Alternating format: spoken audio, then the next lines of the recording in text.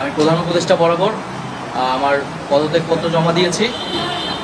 আমার যেই দুটি মন্ত্রণালয় ছিল, তথ্য ও সম্প্রচার এবং ডাক, টেলিযোগাযোগ এবং তথ্য প্রযুক্তি, দুইটি মন্ত্রণালয়ের দায়িত্ব থেকে আমি ইস্তফা দিয়েছি।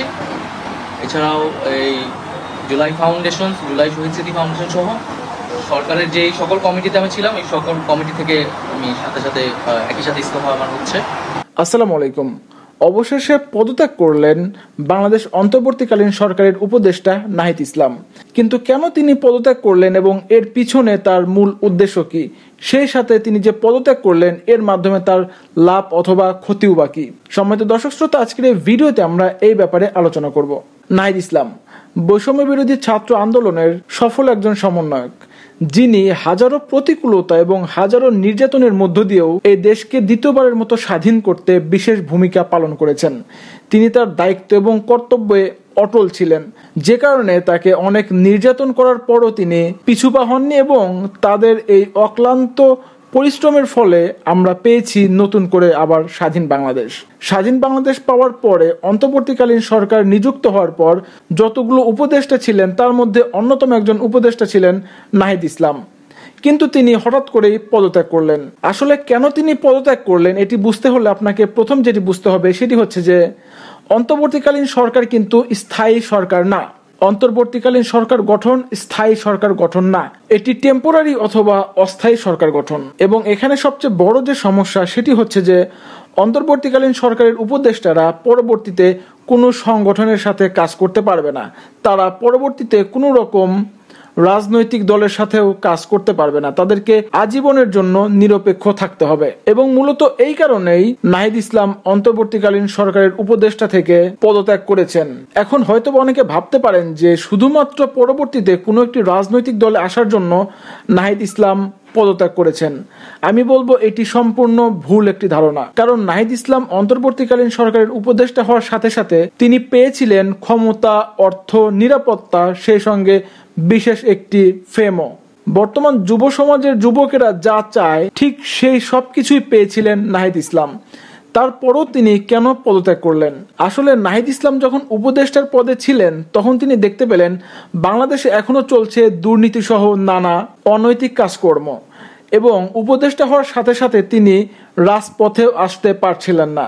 যেহেতু নতুন একটি বাংলাদেশ পাওয়ার পরও আমরা এই বাংলাদেশে শান্তিতে বসবাস করতে পারছিলাম না, মূলত এই কারণেই নাহিদ ইসলাম অন্তর্বর্তীকালীন সরকারের উপদেষ্টা থেকে পদত্যাগ করে রাজপথে নেমে এসেছেন এবং তাকে আজকে রাজপথে দেখা গেছে এবং তিনি বাংলাদেশকে পুনরায় শান্তিপূর্ণ একটি দেশ গড়ার জন্য প্রাণপণ চেষ্টা করে চলেছেন। তো এটি প্রমাণ করে যে নাহিদ ইসলাম আসলেই সত্যিকারের দেশপ্রেমিক। কারণ একজন মানুষ যেখানে অর্থ, সম্পদ, ক্ষমতার জন্য সবকিছু করতে পারেন, সেখানে নাহিদ ইসলাম তার দেশের জন্য এই সবকিছুই পায়ে ঠেলে চলে এসেছেন। আসলে এরকম নেতা আমাদের পরবর্তীতে অবশ্যই দরকার। এবং সোশ্যাল মিডিয়াতে দেখলাম যে অনেকে এটিও বলছেন যে পরবর্তীতে হয়তোবা নাহিদ ইসলামই বাংলাদেশের প্রধানমন্ত্রী হতে পারেন। তো যাই হোক, সেটি পরের কথা, আমরা সেটি নিয়ে আলোচনা না করি। একটা বিষয় আপনাকে মানতেই হবে যে নাহিদ ইসলামের মতো এত বড় মনের মানুষ বর্তমান সমাজে খুবই কম। কারণ তিনি সবকিছু পাওয়ার পরও শুধুমাত্র দেশের জন্যই তিনি পদত্যাগ করে রাজপথে নেমে এসেছেন। তো যাই হোক, আমরা জানতে পেরেছি যে পরবর্তীতে নাহিদ ইসলাম সহ ছাত্র জনতা মিলে একটি দল গঠন করবে। তো এখন দেখার পালা যে তারা তাদের সেই পরিকল্পনাতে কতটুকু সফল হয়। তো যাই হোক, তাদের জন্য শুভকামনা জানিয়ে শেষ করছি আজকের এই ভিডিও। এতক্ষণ আমাদের সাথে থাকার জন্য সবাইকে অসংখ্য ধন্যবাদ। দেখা হবে পরবর্তী ভিডিওতে। সেই পর্যন্ত ভালো থাকবেন, সুস্থ থাকবেন, আমাদের সাথেই থাকবেন। খোদা হাফেজ। আমি প্রধান উপদেষ্টা বরাবর আমার পদত্যাগপত্র জমা দিয়েছি। আমার যেই দুটি মন্ত্রণালয় ছিল, তথ্য ও সম্প্রচার এবং ডাক, টেলিযোগাযোগ এবং তথ্য প্রযুক্তি, দুইটি মন্ত্রণালয়ের দায়িত্ব থেকে আমি ইস্তফা দিয়েছি। এছাড়াও এই জুলাই শহীদ স্মৃতি ফাউন্ডেশন সহ সরকারের যেই সকল কমিটিতে আমি ছিলাম, এই সকল কমিটি থেকে আমি সাথে একই সাথে ইস্তফা আমার হচ্ছে।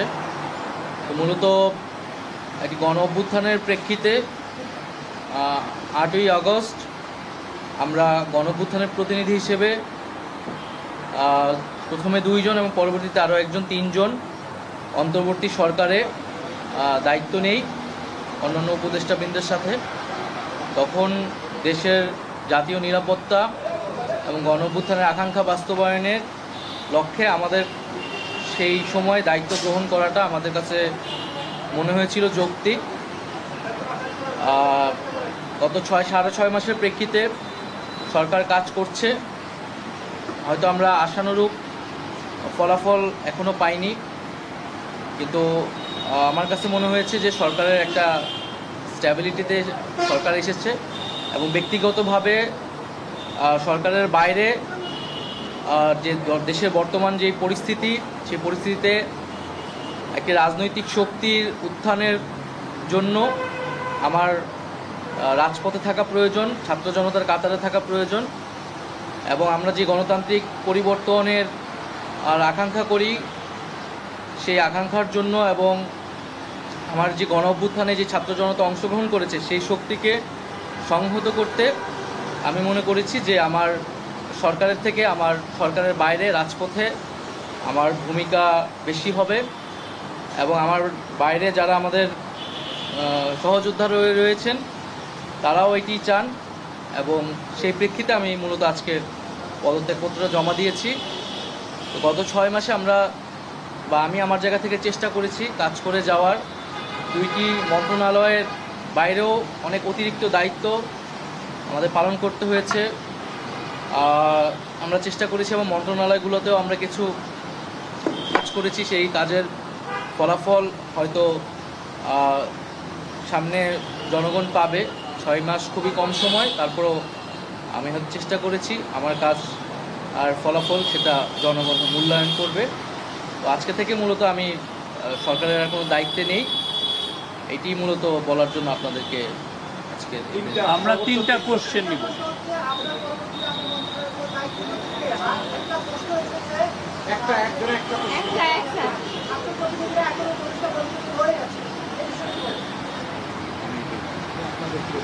আমার পরে দায়িত্ব নিবে এটা আসলে ক্যাবিনেটে, পরবর্তীতে এটা ক্যাবিনেট ঠিক করবে, উপদেষ্টা পরিষদে ঠিক করবে। আর আমি আমার জায়গা থেকে মনে করেছি আমার বাইরের প্রয়োজন, বাট এখনও আমাদের গণ অভ্যুত্থানের আকাঙ্ক্ষা তো বাস্তবায়িত হয়নি। বিচার এবং সংস্কারের যে প্রতিশ্রুতি নিয়ে এই সরকার গঠিত হয়েছিল, ছাত্ররা এসেছিল, সেই প্রতিশ্রুতি পূরণে অন্য যে 2 জন রয়েছে তারা মনে করছে তাদের সরকারে এখনও দায়িত্ব রয়েছে, তারা এখনও সরকারে থেকেই জনগণকে সার্ভ করবে। তারা যদি রাজনীতি করার প্রয়োজন বোধ করে তারা তখন হয়তো সরকার ছেড়ে দেবে।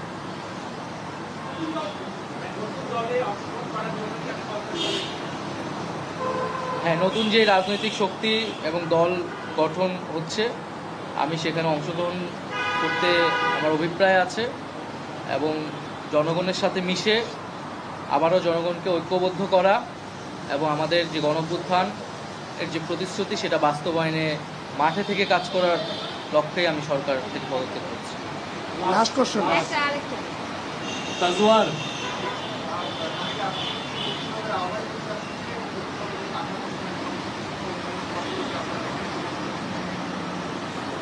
এটার জন্য আপনাদের দলটির যেদিন ঘোষণা 28 তারিখ সেদিন পর্যন্ত অপেক্ষা করতে হবে, সেদিনই এটা জানা যাবে। নারীদের মধ্যে থেকে একটা কোশ্চেন নিব। নারী কেউ? আপনি সাজেদা জি।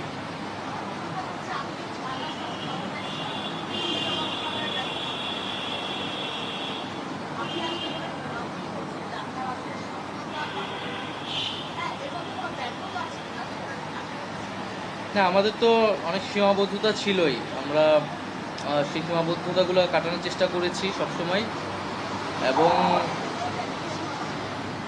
এখানে সীমাবদ্ধতা ছিল, আমলাতান্ত্রিক জটিলতা ছিল। আমরা এসে এই ব্যুরোক্রেসিকে যেভাবে পেয়েছি, এখানে পুলিশ যে তার আত্মবিশ্বাসের ঘাটতি হয়েছে আন্দোলনের পরে এবং একই সাথে এখানে এই জুলাই গণহত্যাকারীদের, জুলাইয়ের যারা গণহত্যাকারী তাদেরকে গ্রেফতারের বিষয়টা, বিচারের বিষয়টা, সেই বিষয়ে আমাদের কিছু সীমাবদ্ধতা থাকা সত্ত্বেও আমরা কাজ করেছি। আমি জনপ্রশাসন কমিটির একটা দায়িত্বে 2 সপ্তাহের মতো ছিলাম।